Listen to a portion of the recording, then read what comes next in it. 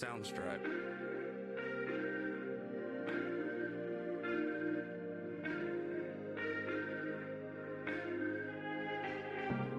Hey Chris, how are you? I'm good, thank you. Good.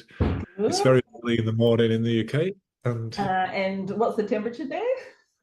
it's -2 degrees outside and about 4 inches of snow. Yes, well, we're just sort of starting to get into that, hot spring, start of summer. So we're about 31 degrees today, I think it was. That's quite that's quite a big difference, isn't it? Yeah, Yeah. So but no. I'd rather be in the 31 degrees if I'm honest. Yeah, and we're going to do something very typically Aussie this afternoon and have a barbie for dinner. I, I, I was sat last night and I was thinking I might have to put a blanket on my knee here. It's so cold, and we've got a really insulated house as well. But anyway, beside the point, yeah, No. it's But no, it thank you feels. for joining us from afar and great to chat with you again. We met when you were in the Barossa, maybe a year or two ago, I think it was, and talking about the marketing brand or the brand totally locally. Um, can you just maybe introduce, even though it's 10 years young, but introduce the concept behind it and how, yeah, what its impact has been in the UK and also further afield? Yeah, so my background is marketing and branding, and I worked with some sort of fairly big organizations and stuff, and a lot of corporate stuff and a lot of art stuff. And then I got asked by the council in Calderdale, which is the area where I did live. I don't live there anymore, but to do a sort of shop local campaign, and I just basically took all the sort of concepts and the strategy that you would do for a big organization Yeah. and apply it. Thought I wondered if it'll work to a high street, main street, as you call it, Yeah. in six small towns, which is the area that we had. So the population, I think, altogether in the whole area is about 120,000, Okay. Yeah. over six towns. So I just wondered if it would work, and I tried it, and it went really, really successful, really fast, Yeah. a bit more than I expected. And I remember that the press coverage in the first week, the media coverage in the first week, valued out at more than they paid for the whole campaign. So it was Yeah. really, and what followed that really was sort of 2 years of the council kept funded it for another year, and it was a big learning curve, and like you say, it was 2011, 2012, so it's further, it's 12 years ago, yeah, Yeah. 2011. Yeah. And it so different world really, I suppose. But it sort of, over the 2 years, I sort of learned what people how it works, and what makes a good thing, what makes a good campaign, and how it works, and how you get, the biggest part was how you get businesses to look at their town or high street as a collective, rather than loads of businesses Yeah. being in competition with each other. It was about, how do you promote this whole place as one thing for people to come, and once they And get there, and that's and it. And then it's move hard, on. isn't it? Because a lot of the time, and I think during COVID we saw it as well, there's a bit of that let's come together, but then there's also let's survive and we're in it for ourselves. So we've got to protect ourselves and really make sure um, that we're successful alone, but really it's the trick is to make sure that everybody comes along with you for the journey, isn't it? To be successful as a town or as a community. Yeah, yeah, and we have lots of little phrases that make sort of explain it more, but one of them was like, if the town gets busy, we all win.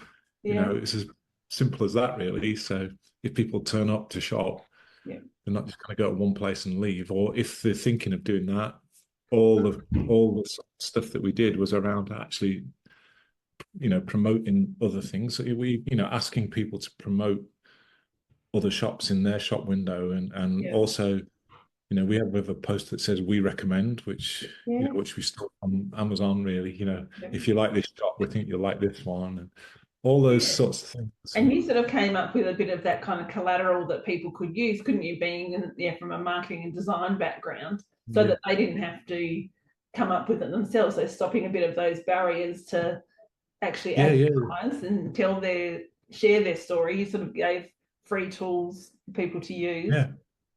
Yeah, there's loads of it, loads and loads and loads of stuff like that. And there's a whole kit of everything and the strategy thing that basically we did on that. So over the 2 years, I suppose, we're jumping ahead, I suppose, that way. But over those 2 years, we made lots of things and tried lots of things. Some worked, some didn't. And anything that did work, we just kept. And anything that didn't, we just kicked away. And the whole idea, I mean, I do this in all the work that I do. It's like just fail fast, move on, and and don't beat yourself up. And then after a while, I got loads of emails and phone calls from other towns going, how much would it be for you to come and do it here and come and do it here? So I wasn't sure if it would work in other places. So because obviously the area around there is really unique. I mean, there's lots of, I think a lot of Aussies have seen Happy Valley and stuff over there, and it's quite a unique place, industrial, but in the middle of the countryside and lots of things. So and you also had a willing, the council. You had a willing, local government as well to sort of help boost and lead the way as well.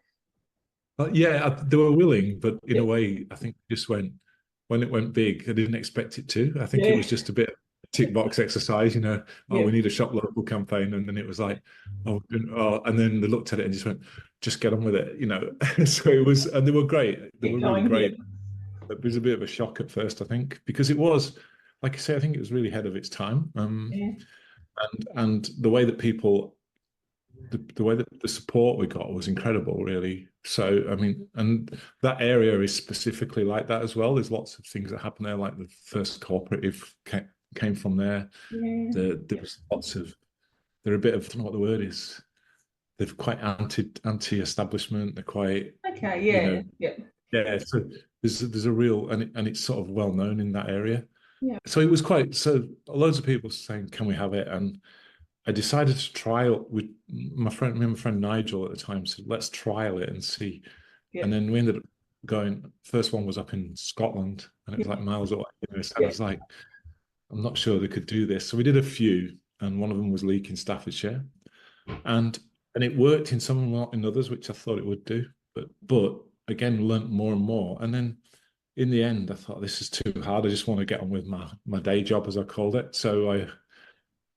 So Nigel, who worked in software, just said, why don't we put it open source? We stuck it all online, and I thought that'll be the end of it. And just you can go and download everything. Still going.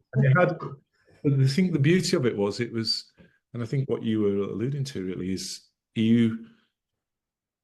when groups get together and say, we need to promote our town, the first 3 or 4 meetings are all out, what should we call it, and what colour should the logo be, and I don't like orange, and I don't like and how we're going to fancies themselves as a designer, then they're taking all of the creative agency there, and just following what other people have done. So it was basically the whole kit goes. Here's how you start your first meeting. Here's the invite for it. Here's the name. Stick your town name underneath it.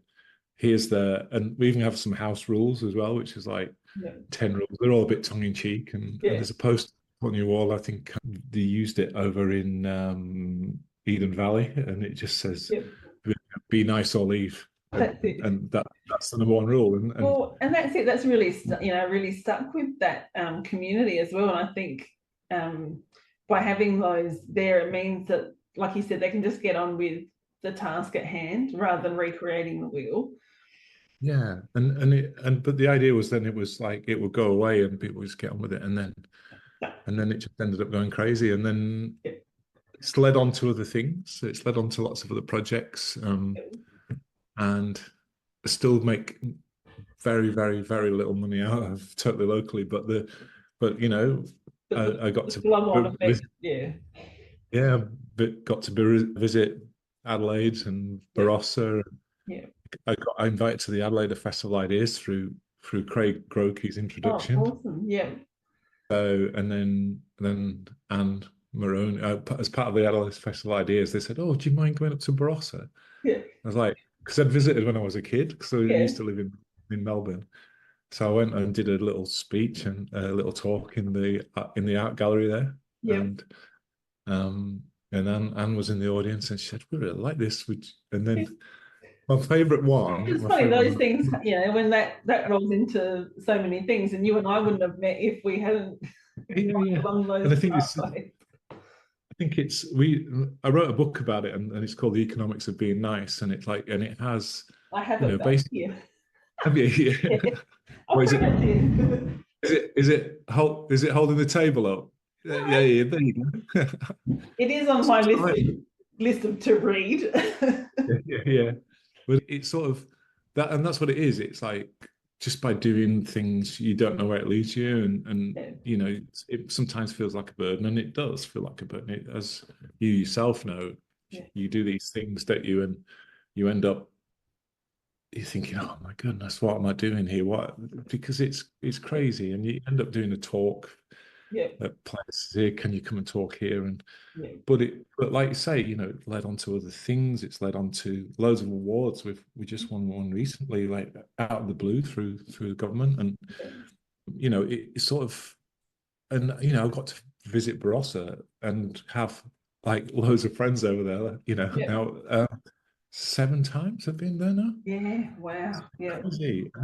And I feel like that's part of my life now, which Yeah, I would and it's never. also because Yeah, it's one of those things that's probably, it's bigger than you, which you always, by having an open source, it was never about, you know, your ego. It was about, yeah, and even if you do step away because you're allowed to evolve in your business, and what you do in your career, yeah, that'll still continue on. That's a legacy that will continue on. So, you should be very proud of putting yeah, that together and bringing people together and challenging. I think what I like is that it does challenge what's traditional marketing tactics that people think of, because yeah, you just keep it really simple. Like the Fiverr Fest, do you want to explain that? yeah. So we were talking about the spend $10 because that's about the equivalent of £5. Yeah, which doesn't go very far anymore, does it? No. We did it. So the Fiverr Fest was very simple. You may have seen, so you'll have seen on the internet if every adult in so and so spent £5 or $10, Yeah. it's worth it. It's going to the local economy with your independent shops. Yes. So I wrote that, and Yeah. so like it's become this thing where I just saw one in America the other day who got Oh, all the really? maths right, and someone had put it Now, over there, oh, and it things like yeah. So yeah, spending a fiver. Yeah. so it's like if every adult in the UK, if every adult in Colindale spent £5 a week in their local shops instead of online or at the supermarket, it was worth 65 million pounds a year Yeah. going straight to the local economy, which Yeah. if you put the multiplier effect on and all that, it's worth a lot of money. Yeah. And Yeah. and then we did one for the UK, and then I've never seen, for me it was at the time particularly, it was just a Facebook post, and Yeah. yeah, it reached 1.5 million people, and then people have gone. It's really strange, but people have gone and rewritten it and taken off the totally locally thing and everything, and then sort of but followed all the colours, schemes, and everything. It's really Yeah. strange, and you see it over and over and over. Yeah. But that concept, that was the concept. It's like just spend £5, Yeah. and your high street will keep Whereas, going or whereas you've made better. such an impact on me that I'll use hashtag totally locally and at totally locally, even when I'm not doing anything totally Yeah, yeah. locally, because I I want to mean, keep spreading the word. yeah, and so like as a strategy, the idea is like, people say, oh yeah, I could do that. I can spend £5. That's easy enough to Yeah. do. And then, and there's, I say there's a strategy, there's a plan, and then it goes, okay, right, we're all going to put £5 special offers on Yeah. Yeah. same day or the same weekend or the same Yeah. week, and Yeah. the whole town's going to do it. So all of a sudden, your high street, I keep Yeah. saying high street is worth Yeah. visiting. Coming together, because it is quite a Yeah. challenge and I think even without a lot of coordination, like you've been able to sort of put together, again, just get started. You don't need to have an association of traders if you haven't done all of that. It can just be as simple as everyone's in a group here's a yeah, post, here's what we should share, and then that multiplying out into their own networks gets the yeah. word And out.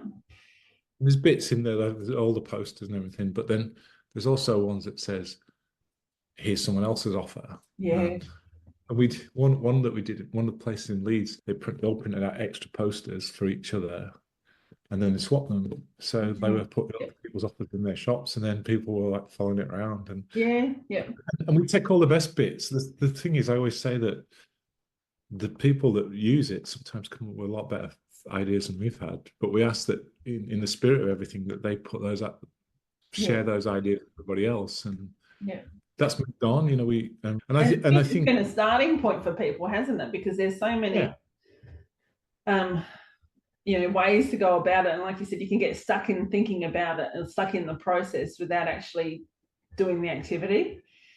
yeah, exactly. And it's really simple, and that was part of the kit. So there's loads of things in the kit like that. But then we decided to do a national one, and I knew that it would go crazy. And we've done about, I think we've done about 7 national ones in the UK, and the Yeah. most we had 134 towns, Oh my God. all doing Fiverr Fest all over 2 weeks. Yeah. And Wow. Yeah. it's just to see it, and it was done on, it's me and friend Simon Waldron. So he's Mr. Organization. I'm Mr. Big Creative. Ideas thing. So it works really well. I think he gets frustrated with me, but that he organizes it all, and Yeah. and it just and it we've got it down so we don't get paid for it. We've had a couple of sponsors sometimes, and Yeah. we worked with Visa on one of them, which was they just provided with loads of PR and everything. Yeah. But it was insane. It was like you can create something because it's so simple. It's like you don't have to get involved in the whole town kit. The town kit strategy is 2 years and a Yeah. lot of work for people. And I think this is the thing we've just been reassessing is if you were to take it further, what would you do? And I think that the idea of bite-sized chunks for a town that Yeah. just you can, instead of going, here's a thing, it's going to take you 2 years, but guess what? It'll work. Yeah. Instead, we're just looking at and going, well, it's really easy to run these things nationally. Yeah. If you said we're going to do 4 campaigns a year, Yeah. and Is that all enough? you need, yeah, and we always do them in the quiet times of the year as well. But the interesting thing, I suppose, is it does work. I mean, it has footfall goes up. Yeah. People sell, and we always do them in the quiet times of the year as well. So people were saying we had a few people have said this is one of our busiest times when you do one of these Yeah. events, Yeah. outside of Christmas. So it's just simple stuff, really. But I think, and again, I think we overcomplicate things, Yeah. and I myself have guilty of overcomplicating it, and so our whole thing has been like actually maybe just a few things that everyone can go, yeah, I can do that by just doing half an hour's work, and that'll work rather than being a volunteer that's going to Yeah. bleed my heart across the pavement, So And it's also that kind of, what's the not what's the bare minimum, but what's good enough. Like good enough will be good enough. That's my approach to parenting as well. When I think perfectionism and how I used to be pre-kids, now it's like, she'll be fine. yeah. It's also something's better than nothing, because nothing or being frozen in activity doesn't get anyone anywhere. Whereas, like you said, if you've got, I wonder what so-and-so is doing, then you can start building connections with the shop next door, with the shop across the street, with the other businesses around you. That starts to form that knit of understanding and community, which then will start to make, that high street or that main street or that community feel more authentic and connected. Yeah, I mean, and it's interesting is that quite often I'll get people say, you've come across a town like ours, and I probably have actually, and most places I have got the same problems, and when I'm over there, I stay in Tanunda, and Tanunda's got the same problems as someone in Yorkshire. Really, everyone's very busy. They all go to work at the same time. They all go home at the same time. They don't really have much to do, and part of our to do with each other. And part of our thing is like, why don't you all go to the pub together and have your meetings there, but That's just it. actually just go and start making friends and things, Yeah. and And that and you can, yeah, you don't have to, and like you said, you've got a bit of an agenda, haven't you, as well, for the, to help people move through what to talk about as well. So, like you said, I think you've removed some of the barriers, which then yeah, leaves a few egos at the door. Then, so then you can just start to have some honest conversations. yeah. We have again our little phrases. One of them is like, "It's not about you." Yeah, So it's like, and it's in the house rules, which yeah, yeah, there's 10 rules. One of them says it's not about you, it's about everyone. It's no, like, yeah, we do. And one of the things I found, because the British sort of view of Aussies is that there's no rules and they just, yeah, they're all like, do that. And like, I couldn't believe how rule bound a lot of Australian places are. yeah, And well, I saw an Australian comedian says, how do you stop Australians walking on the grass? yeah. He says you put a sign saying don't walk on the grass. That's it. I'm pretty laid back in a lot of things, but it's like, well, it says you can't do that. Yeah. And our whole thing was like, the whole thing about Totally Local was like, was it a friend of mine, Mary Clear, who started Incredible Edible, which is like growing food Yep. anywhere. And she has a friend, she says, rules are there to be examined and got around. Yeah. And Yeah. that's how we've gone about it. There's a lot of things you can do that you don't need to ask permission for, and Or you wait can, for someone else to say you're allowed to do this. I think that's, yeah, don't ask permission, yeah. giving smaller businesses and business owners who are obviously creative and passionate, giving them permission to just take the lead, put themselves, out there and say, well, we're going to do this, and let others follow along.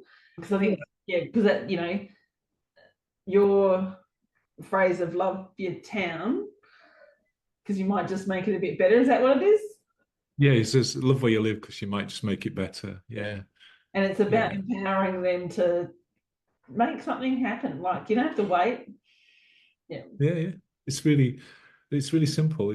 But places, when you see it happening, you it does make a difference. But I moved to the area where I'm at the moment about 2.5 years ago, and I look at the place where I'm actually living and I can't see how this could do it here because there's just no concept of Yeah. working together. It's really quite simple. When you talk to people about it, they're just like, so yeah, but that's Yorkshire. So the parts of Yorkshire are like really like Yeah. we can just go and do things, and so yeah, I don't know. Yeah. I don't know. It's interesting. It's like I said, there's lots of commonalities in everywhere you go, but there's also, like you said, there's a few places that you come across and you go, Yeah. That would be more yes. of a challenge than you're Yeah, prepared. yeah. So yeah, that's basically it, isn't it? It's more of a challenge. Yeah. Yeah, I think yeah. So Oh, yeah, but thank interesting. you for your time, Chris. We'll wrap it up there because my Zoom's going to finish up. Really? Thank you so much for sharing about Totally Locally, and also, excited about where the next chapter goes for you, because it's 12 You years. That's know, a long time for something to keep, I have looked young then when I started. Yeah, didn't look and so tired. Yeah, but see yeah, we're seaside of Spain, yeah. away from the We cold. go. Okay. Yeah, yeah, definitely. That's my escape next week. So Yeah. I say -2 here, 23 degrees, the 2 hours on a plane. So that's where I'm headed That for will a couple of weeks. be excellent. Well, I hope you have a good time over there, but also thank you for your time and sharing your story today.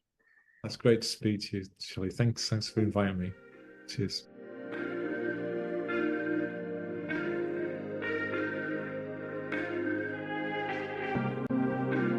Soundstripe.